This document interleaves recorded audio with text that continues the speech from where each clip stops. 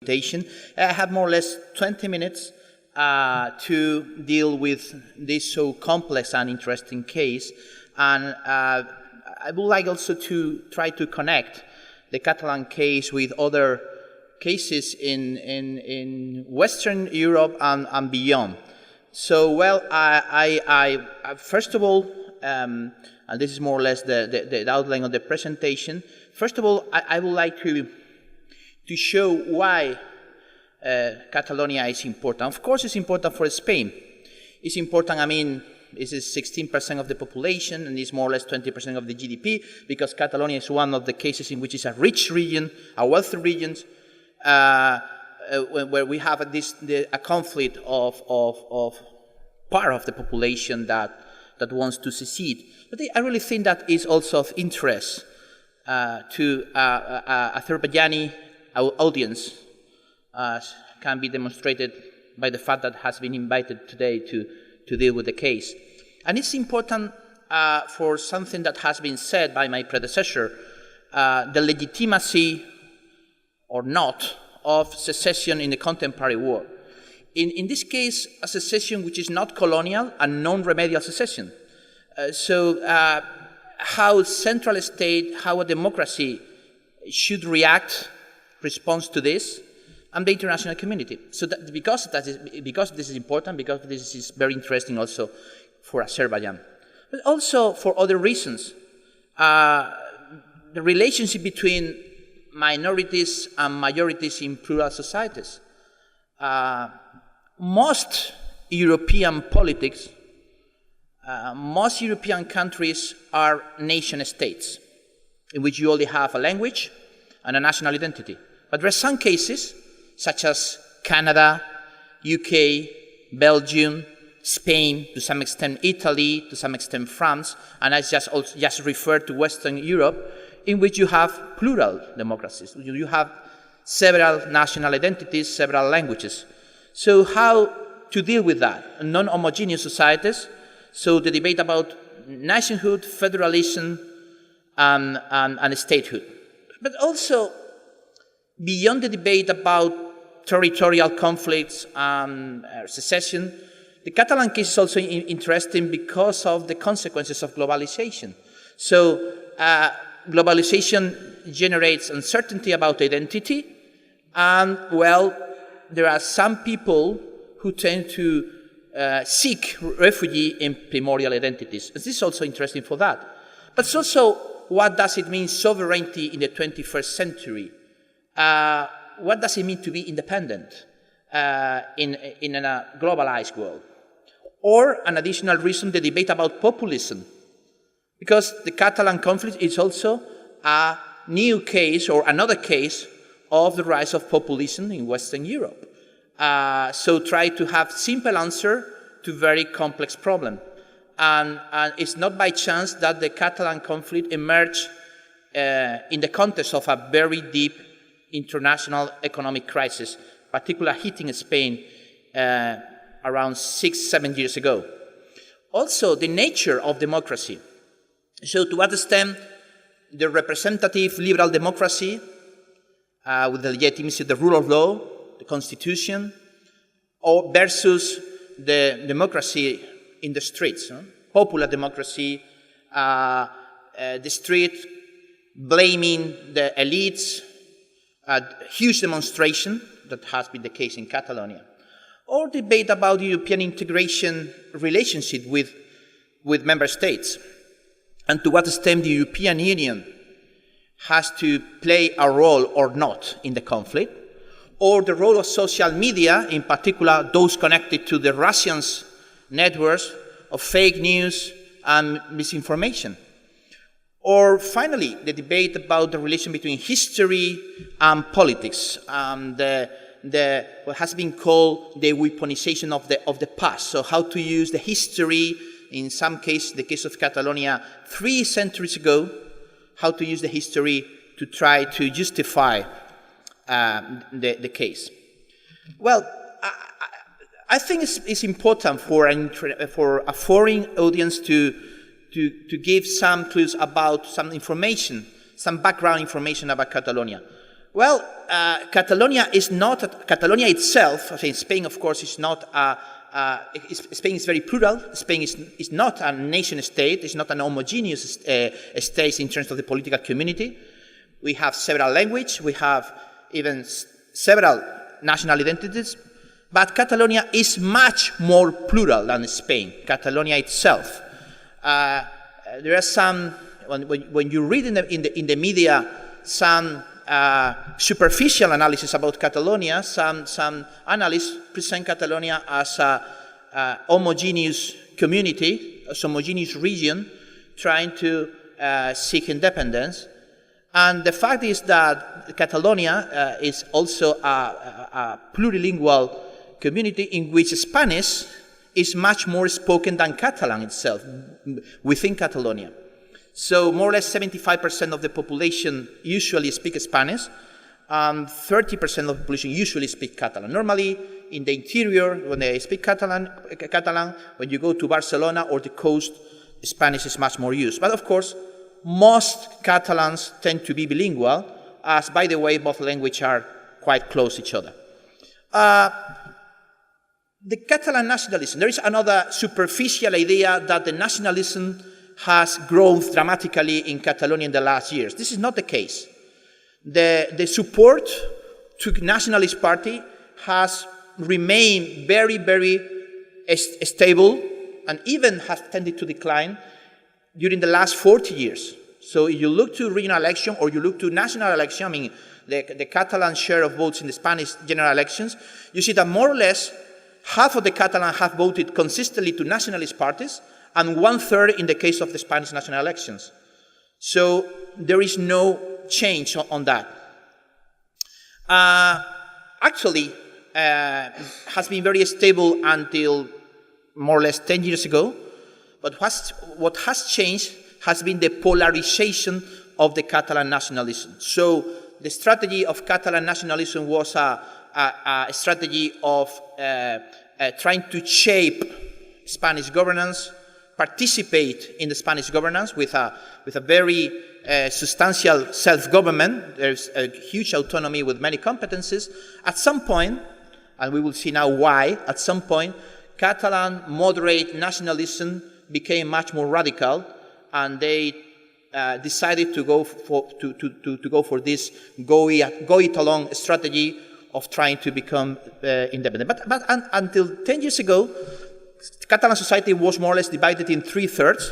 The first one would be those, as I said, rural population, but also urban, middle, and upper classes in the entire Catalonia, including Barcelona, who feel Catalonia as their nation, and they tend to speak Catalan.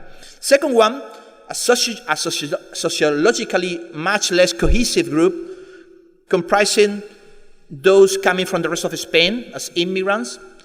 But and finally, a third, those who share Spanish and Catalan identity and who tend to be bilingual. So this nature, this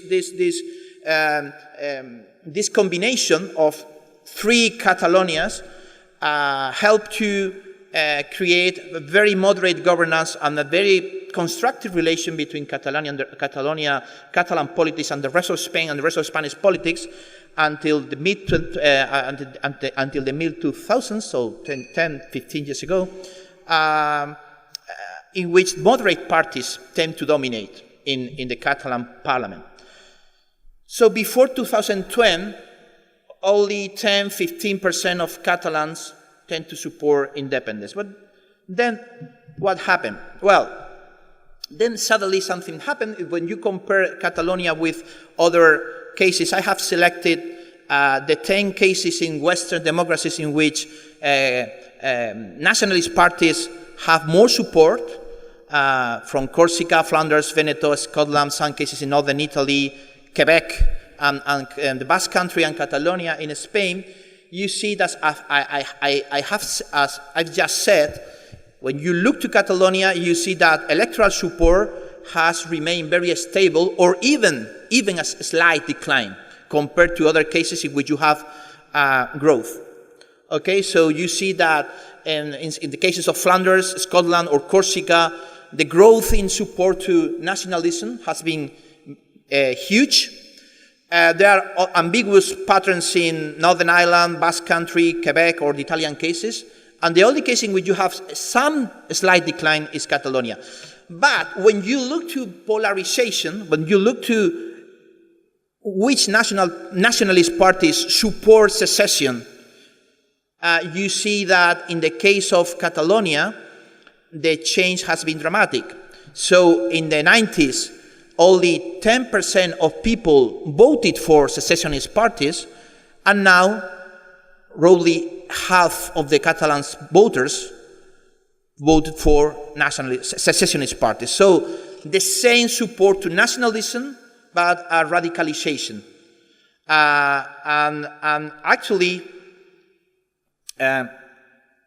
the conclusion is that Catalonia is the only case in which you have they have lost voters, lost support, at the same time the stance towards integration in the state or independence has more radically changed. When you look to other cases, you see that, well, in the case of Scotland, you also have the hardening of the pro-independence bid, but with a vote growth, or in the case of Flanders.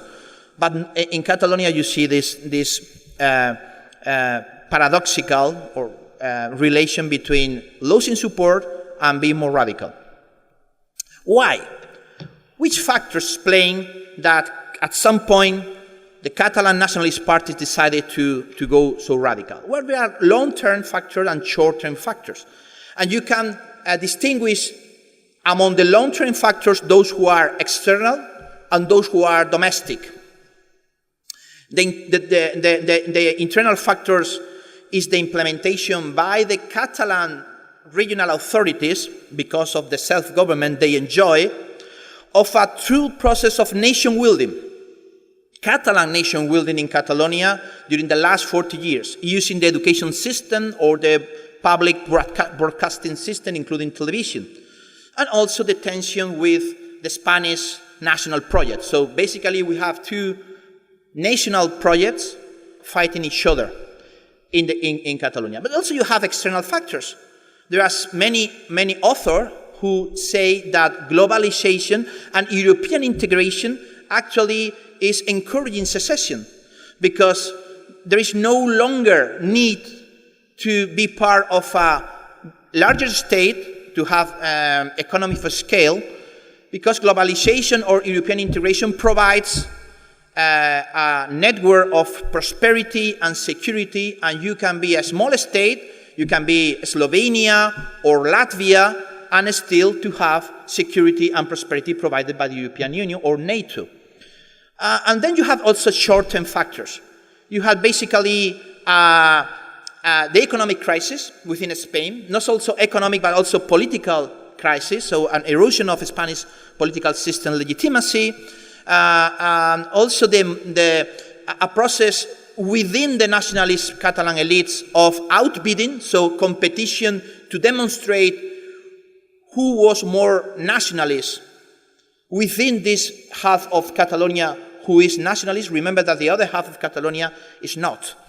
And also the external factors. The crisis itself, the austerity policies promoted by Brussels, or also some member states such as Germany, that led to austerity, and this helped foster a movement of fiscal rebellion in the wealthy region of Spain.